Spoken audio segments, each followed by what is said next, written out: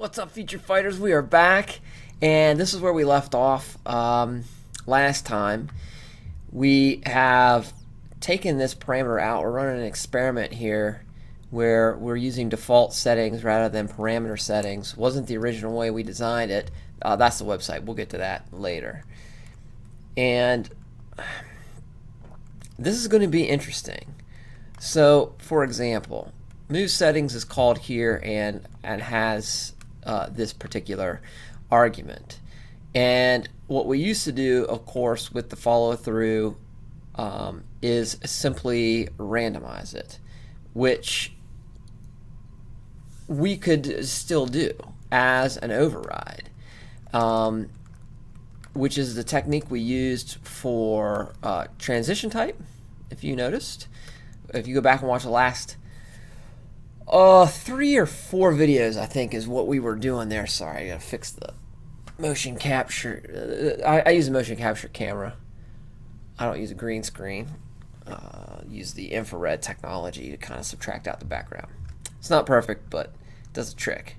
And I don't have to buy any new equipment, right? Use what I got, my 2 motion capture cameras. So that works. Which I used to make all the moves in the game. Actually, all the moves in the game are motion captured. So that I motion captured from my martial arts. So yeah. So these move settings, they can have a default. You call them at the beginning to make sure they're set, and then you kind of do like an override, which is kind of cool.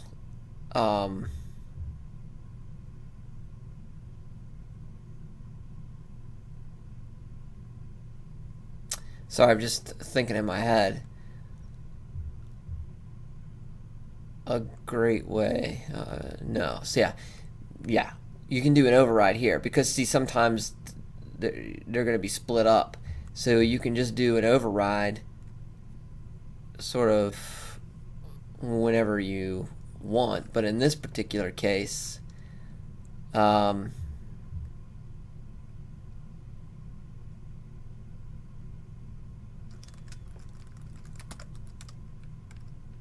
you're going to be overriding like this.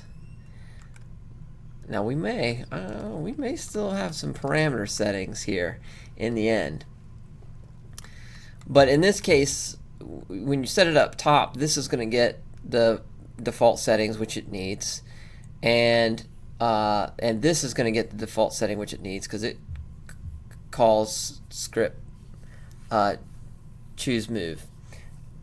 However, what we could do is instead of putting move settings here, we could actually put move settings in each instance here, and then use the parameters to set it. That way we don't have floating variables here and here,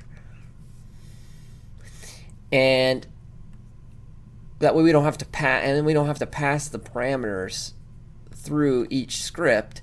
They're just set in each script.